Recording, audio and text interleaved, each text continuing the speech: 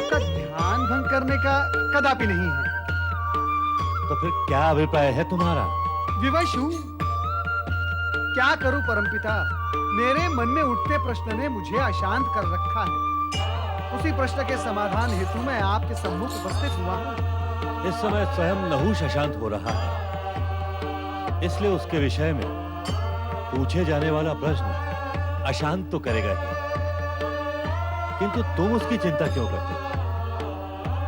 जो कुछ हो रहा है अथवा होने वाला है, उस सबको तुम एक मौन दर्शक की भांति देखो। नारायण नारायण परमपिता, यदि ऐसा संभव होता तो मैं आपको कष्ट ही ना देता, परंतु क्या करूं, वृत्ति की विवशता है परमपिता, वृत्ति की विवशता। जब एक प्रश्न मन में उठता है तो उसके समाधान तक मेरे श्वास की गति नियमित और संतुलित होती ही नहीं। पूछो, क्या पूछना चाहते हो? परमपिता, मैं ये पूछना चाहता हूं कि नहुष, क्या नहुष अपने जीवन के अंत तक स्वर्ग के सिंहासन पर आसीन ही रहेगा? तुम्हारे इस प्रश्न का उत्तर यदि हम हाँ में दें, तो उसके पश्चात तो तुम कोई प्रश्न नहीं करोगे नारद। नारायण नारायण, इसका अर्थ ये हुआ कि अब देवराज इंद्र अनंत काल तक स्वर्ग से बाहर रहकर अपने पापों का प्रायश्चित करते रहेंगे। कदापि नहीं। इंद्र के पाप की कालिमा भगवान शिव की कृपा से शीघ्र ही विलीन होगी। अर्थात देवराज इंद्र स्वर्ग का सिंहासन पुनः प्राप्त कर सकेंगे। किंतु नहुष यदि स्वर्ग के सिंहासन पर जीवन के अंत तक आरूढ़ रहेंगे, परमपिता, फिर देवराज इंद्र। हमारे कथन का तुम जो चाहो अर्थ निकाल सकते हो, पर अब हम तुम्हारे किसी भी प्रश्न का उत्तर नहीं देंगे। अनेक प्रश्नों के उत्तर मिल गए परमपिता, मैं चला। नारायण नारायण।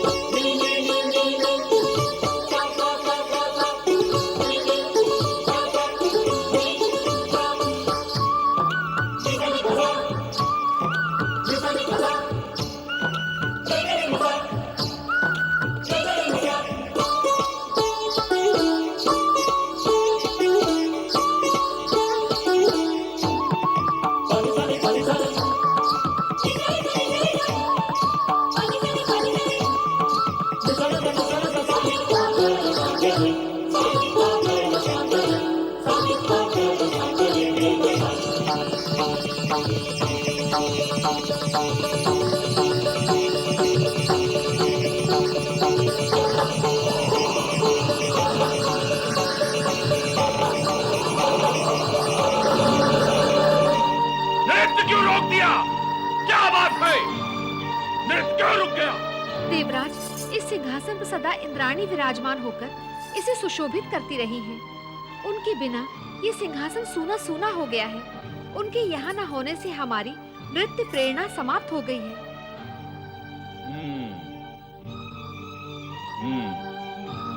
तुम जा सकती हो।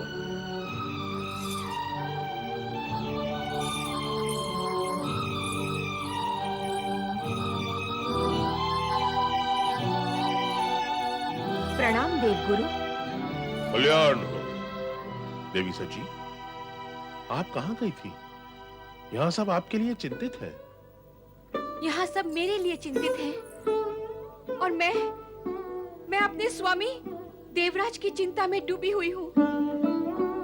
उन्होंने मुझे यहाँ पे मेरी इच्छा के विरुद्ध भेज दिया है। अब मैं क्या करूँ देवगुरु? अर्थात तुम मानसरोवर गई थी, वहां से लौट रही हो? देवगुरु, आपने तो मुझे स्वामी की दुर्दशा के विषय में कुछ भी नहीं बताया। उन्हें मानसरोवर के कमलनाल में बंदी देखकर मेरा हृदय विदीर्ण हो गया है।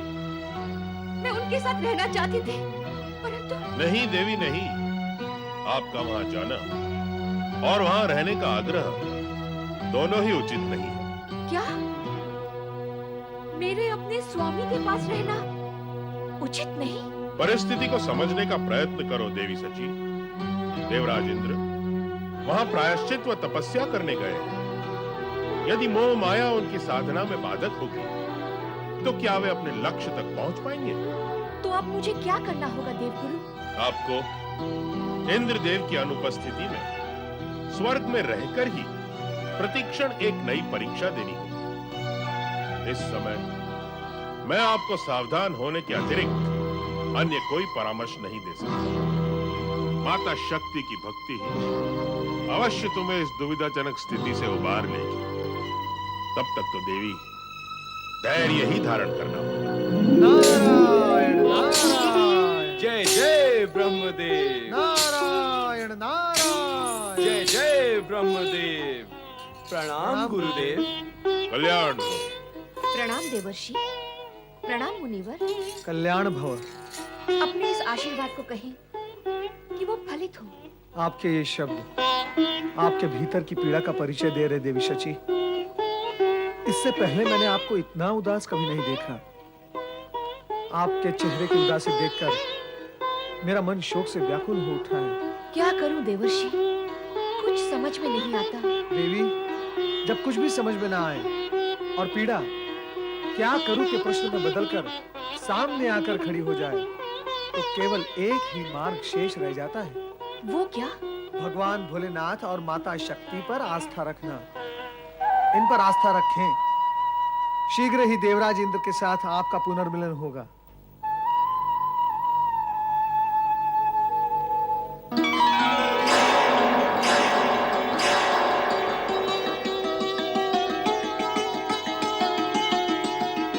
स्वर्गाधिपति देवराज नहुष, आपके स्वर्गाधिपति बनने के पश्चात आपको बधाई देने के लिए हम पहली बार स्वर्ग में आए हैं, किंतु आपने हमारी ओर देखा तक नहीं। नारायण नारायण। क्षमा करें देवर्षि और मेरा प्रणाम स्वीकार करें। देवगुरु बृहस्पति को भी मेरा प्रणाम निवेदन है। कल्याण हो।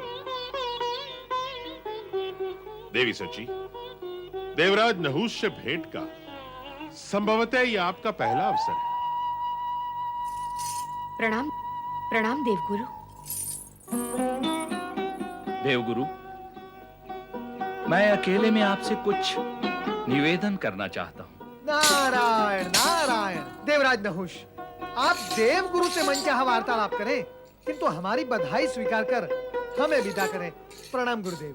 तनिक ठहरे देवर्षि, आप हमारे सम्मुख पहली बार स्वर्गलोक आए हैं। हमें स्वागत सत्कार का अवसर तो दें। नारायण नारायण। देव गुरु के दर्शन हो गए, आपसे मिलन हो गया, बस मन आनंदित हो गया। क्या सत्कार में अधिक आनंद होता है?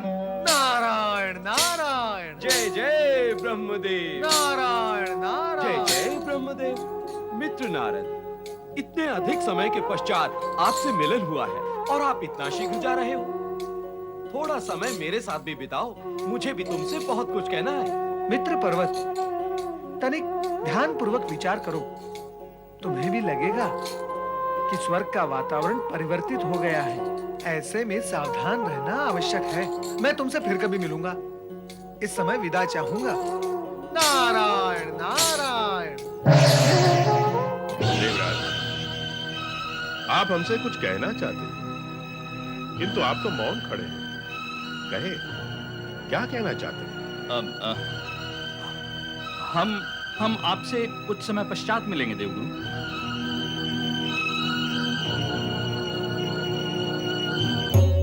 नारायण नारायण। ओम नमः शिवाय। स्वर्गलोक से चले आ रहे हैं नारद। कहो, क्या देखा वहां तुमने? हे भोलेनाथ, जो रचना आपने वहां की है वो सब देखिए। किंतु स्वर्ग का परिदृश्य इतना बदल जाएगा, ये तो किसी ने सोचा भी नहीं होगा। ये बताओ, जो कुछ देखा उसका निष्कर्ष क्या निकाला तुमने? निष्कर्ष?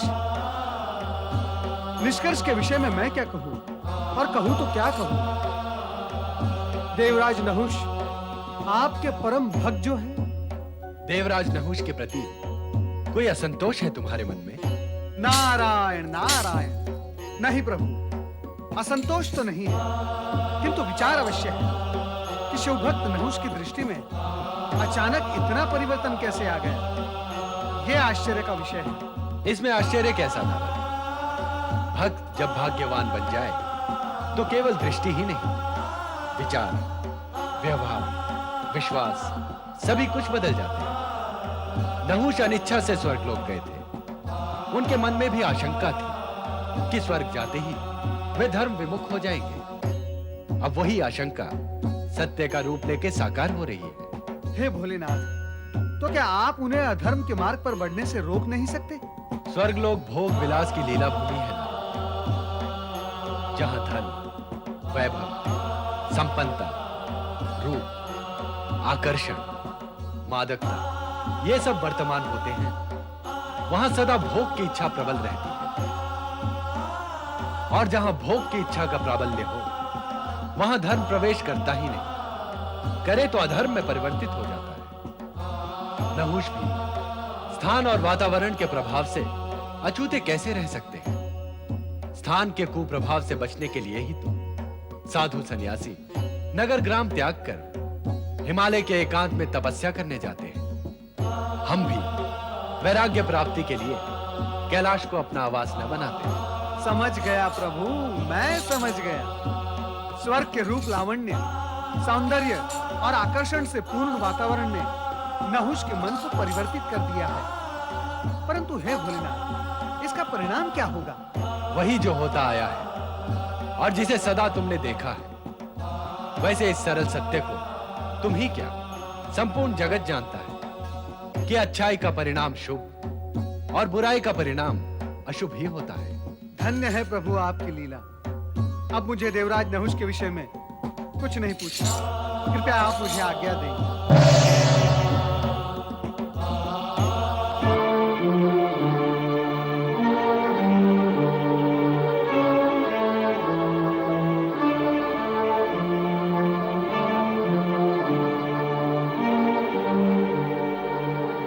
देवगुरु आप? हाँ महाराज नहुष, आपके मन में उद्वलित द्वंद्व को मैं कुछ कुछ जान रहा हूं। देवगुरु के नाते यह मेरा कर्तव्य है कि आपकी व्यग्रता का समाधान करूं।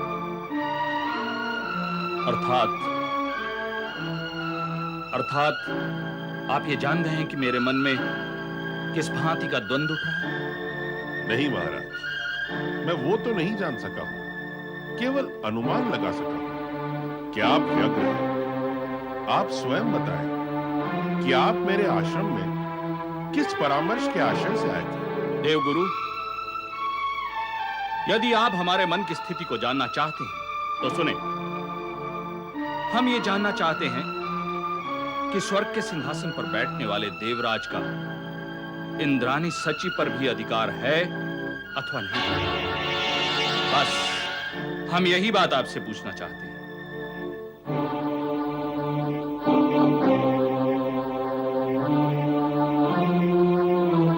यदि सची स्वयं स्वेच्छा से और देव सभा भी स्वीकार करे तो यह अधिकार आपको प्राप्त हो सकता है। परंतु जहां तक मैं जानता हूं, देवी सची अपने पति इंद्र देव के प्रति पूर्ण रूप से समर्पित है। वो अन्य किसी पुरुष की पत्नी बनना स्वीकार नहीं करेगी। और यदि हम अपने अधिकार का प्रयोग करें तो?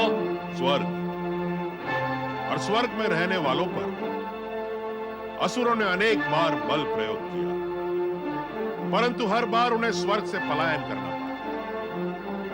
आप जैसा धर्मात्मा, नीतिवान, न्यायप्रिय महापुरुष असुरों के समान बल प्रयोग करे, इस पर मैं विश्वास नहीं कर सकता। हम आपके विश्वास की रक्षा करेंगे देवगुरु, और वही करेंगे जो हमारे योग्य हो। मैं और समस्त देवगण आपसे यही आशा रखते हैं। मुझे आज्ञा दें।